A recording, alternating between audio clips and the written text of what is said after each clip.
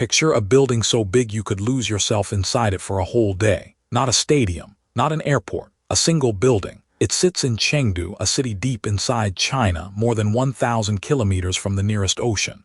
And by the figures that serious news outlets actually print, you could fit 20 Sydney Opera houses inside it, or 3 Pentagons, inside one roof. It is called the New Century Global Center, and for years it has been ranked as the largest building on the planet by floor area. Not the tallest, the largest. About 1.76 million square meters of floor all under one roof. But the size is not the strangest part. Here is the strangest part. This city is damp, gray, and foggy for half the year. The sky barely clears, so they built themselves a beach. A real beach with real sand indoors. They added a giant pool that makes its own waves. And overhead, they hung a glowing screen the size of a city block that plays a sunrise and a sunset every single day. A fake sun that never lets the sky turn gray. A landlocked city built itself a permanent summer. And the man who dreamed the whole thing up, on the day it finally opened, he was nowhere to be seen. Because by then, he was sitting in a police cell. Understand why anyone builds an indoor ocean, you have to understand a problem. And the problem is one most of us never think about. The problem of being forgotten. Rewind to the early 2000s. Chengdu was already huge. Around 10 million people lived there. That is bigger than New York City. But outside China, almost nobody could place it on a map. Think about what other Chinese cities had. Shanghai had a skyline you could recognize from a single photo. Beijing had just won the Olympic Games with the whole world watching. And Chengdu had wonderful food and spicy hot pot and giant pandas and a quiet, growing tech industry. Good things. But not one of them was a landmark. Not one of them made the world stop and stare. You can picture the frustration. You are one of the largest cities in the country. You are working hard. And still, you feel invisible. Now, China had noticed this problem too, on a much bigger scale. For decades, the rich, glittering cities sat on the coast in the east. The inland west fell behind. So in 1999, the government launched a plan with a blunt name, Develop the West. Sometimes people just called it Go West. The idea was simple. Pour money, roads, railways, and national backing into the poorer inland provinces. Help them catch up to the coast. And Sichuan province, with Chengdu as its capital, sat right in the middle of that plan. For a city that had spent years watching the wealth pile up far away on the eastern shore, this was the opening it had been waiting for. The money was finally heading inland toward them. So now you have a city with money flowing in, a government pushing hard, and a burning need to be noticed. The question becomes, what you actually build? Chengdu made a bold choice. Instead of cramming more into the crowded old city, it would grow south, into open farmland. It drew a brand new district there called the Tianfu New Area, and it ran a wide, grand boulevard straight through it called Tianfu Avenue like a spine for the whole new south of the city. The plan for that southern section took shape in the middle of the 2000s, on the drawing boards of planners who could see the city's future stretching out across those empty fields. This was open ground, a blank page. And on a blank page, you can draw anything. You can build something so big, so loud, so impossible to ignore that the world finally has to look. But here is the catch. A city government can plan a district. It can pave a boulevard. What it cannot easily do is build something at impossible speed and impossible scale all at once. For that, you need a private dreamer. Someone with vision and nerve and very deep pockets. And Chengdu found exactly that man. His name was Deng Hong, and his story sounds almost too neat to be true. He was born in 1963. As a teenager in 1977, he was recruited into the military. A soldier. Not the obvious start for a man who would one day build the largest building on Earth. But somewhere along the way, Deng Hong figured out that his real talent was business. In the mid-1990s, he moved into the Chengdu property market, right as the whole country was starting to build like never before, and he was good at it. He rose to run a company called the Exhibition and Travel Group. People shortened it to ETG. Remember that company. It matters later. Now, big dreams need proof. Before anyone hands you the land and the money for something gigantic, you have to show you can deliver. And Deng Hong delivered. Around 2003, he started building a convention and exhibition center in the new Southern District, a place for trade fairs, for business conferences, for the kind of events that pull travelers and money into a city. It opened in 2008, and it worked. It pulled business right into that empty new south of Chengdu, exactly where the city wanted growth to happen. He had proved the south could come alive. So now picture the pitch for his next move, the truly enormous one. ETG already controlled a big stretch of land right next door. Deng Hong's idea was to take everything a person might want and stack it all under a single roof. A vast shopping mall, office towers, luxury hotels, cinemas, an ice rink, entertainment, all of it together in one building bigger than anything in Shanghai, bigger than anything in Hong Kong. A building you could not ignore. It is a stunning idea. But ideas this big do not move at this speed on their own. To get the land, the permits, and the approvals fast enough, you need more than vision and money. You need friends in high places. And Deng Hong had one. A powerful local official, deeply involved in pushing the city southward, a man named Lai Chuncheng.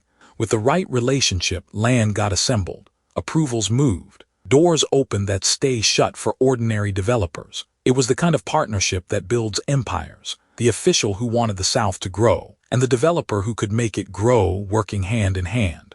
But hold that thought, because that very relationship, the one that made everything possible, the one that turned a dream into the largest building on the planet, was the exact same thing that would one day destroy him. So let us actually walk through this thing, because the numbers are hard to believe until you slow down and picture them. The building is 500 meters long. 500 meters. That is 5 football pitches laid end to end just for the length. It is 400 meters wide, and it stands around 100 meters tall. Some Chinese sources push that figure higher, up toward 130 meters, but 100 meters is the number you will usually see. Now stack all the floors together, and you get the figure that made it famous. Roughly 1.76 million square meters of floor space. That is the number that earned it the title of the world's largest building by floor area. To get that crown, it had to beat the old champion. And the old champion was not a mall or a palace. It was an airport, specifically Terminal 3 at Dubai International Airport, which holds about 1.71 million square meters. Chengdu's building edged past it. A shopping center in inland China, beating one of the busiest air terminals on Earth just on sheer floor space. And to put a price on something this big, the estimates ran wild. There was never an official cost released, but reports placed it somewhere around $8 to $10 billion. Billion with a B for a single building. The construction itself was fast. Work began in 2010. The main structure topped out, meaning the skeleton reached its full height, in late 2012. So the core of the largest building on the planet went up in roughly 2 years. On land, Deng Hong's company had already lined up and ready to go. Now step inside and try to keep up. First, the mall. Nearly 400,000 square meters of shopping. That alone makes it one of the biggest malls in all of China. And it is not just rows of shops. One stretch is themed like a Mediterranean village, with a faux European street you can wander down, all of it indoors. Then the hotels, 2 of them both 5-star. One is an intercontinental with more than 1,000 guest rooms. Let that sink in. A single hotel inside this building with over 1,000 rooms, and the building barely notices it is there. Keep walking. There is a cinema with 14 separate screens.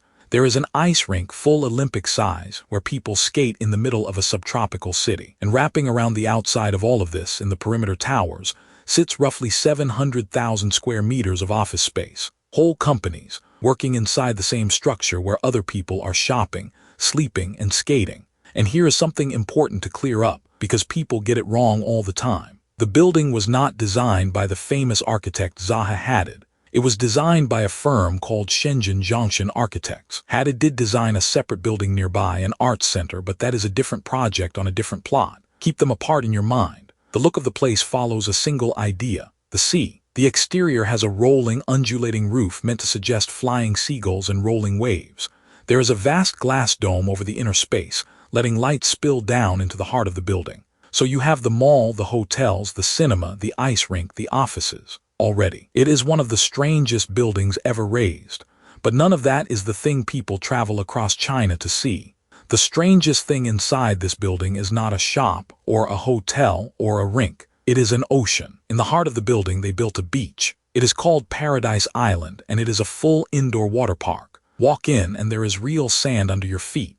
About 5,000 square meters of artificial beach, sloping gently down toward the water, exactly like a real shoreline does. And the water is not still. There is a giant pool that makes its own waves, rolling them toward the sand again and again. So you can stand in the shallows and feel the surf push against your legs. There is a lazy river where you drift in a slow circle on the current. There are palm trees. There is even a pirate ship. All of it indoors in a city more than 1,000 kilometers from any real coast. Now look up, because the roof is the real magic trick. Overhead hangs an enormous LED screen. It measures roughly 150 meters by 40 meters. That is bigger than a football pitch, hanging above your head. And it does not just glow, it plays a horizon. It shows you a sunrise in the morning and a sunset in the evening, painting the whole beach in warm light, so your brain half believes you are standing on a tropical coast at golden hour. This effect was made possible using lighting technology from Japan. The artificial sun does two jobs at once. It lights the space, and it helps keep it warm, holding the whole beach at a comfortable, summery temperature all year round. The screen described as shining around the clock, so the indoor sky never has to turn dark and gray the way the real sky outside does. How many people can enjoy all this at once? Roughly 6,000. 6,000 people on a beach inside a building in the middle of a landlocked Chinese megacity. And now you understand why anyone would ever build such a thing. Remember the weather. Chengdu winters are damp, gray, and foggy, with very little sunshine for months at a time. The real sky out there is often a flat, dull lid of cloud. But inside Paradise Island, it is always a bright afternoon in summer. Rain or shine, fog or no fog, you can walk in off a gray street and step onto a sunny beach. That is the whole idea. They did not just build a water park. They built better weather. Pulling that off was not simple. Think about the engineering problems hiding behind the fun. You have a vast, humid, enclosed space full of warm water, so you need powerful climate control to handle all that moisture without the whole place turning into a swamp. You have a beach and pools sitting on top of parking and lower levels, so the waterproofing has to be flawless, because the last thing you want is the ocean leaking down through the ceiling below. And there is one more challenge, the most serious of all: earthquakes. In 2008, the Wenchuan earthquake struck this region. It was massive, around magnitude 8, and its epicenter was only about 80 kilometers from Chengdu. It killed tens of thousands of people. That disaster hit just 2 years before construction here even began.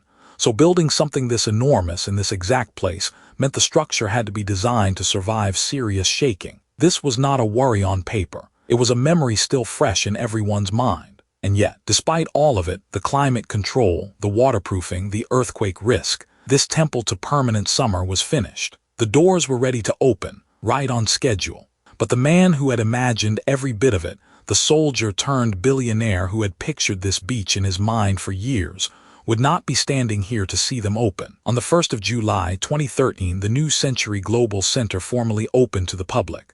The doors swung wide.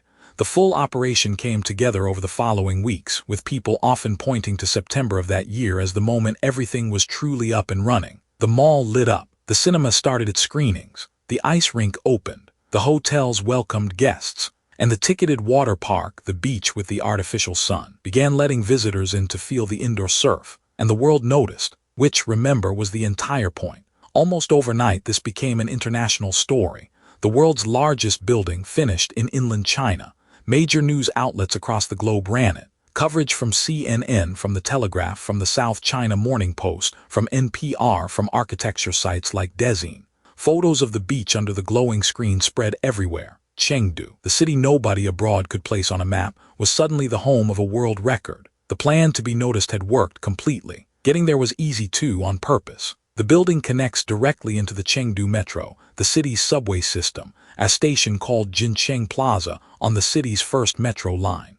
So tens of thousands of visitors can pour in and out underground without ever clogging the roads on the surface. You can ride a train, step off, and walk straight into the largest building on Earth. No car needed. Think about what that does. It means the building is not some far-off attraction you have to drive across town to reach. It is woven straight into the daily flow of the city. People can pass through it on an ordinary afternoon, almost by accident, swept in by the same trains that carry them to work. And the building did exactly what the city had hoped for the wider area. It became an anchor, a giant gravitational center for the new south of Chengdu. Remember, this whole southern district had been farmland not long before.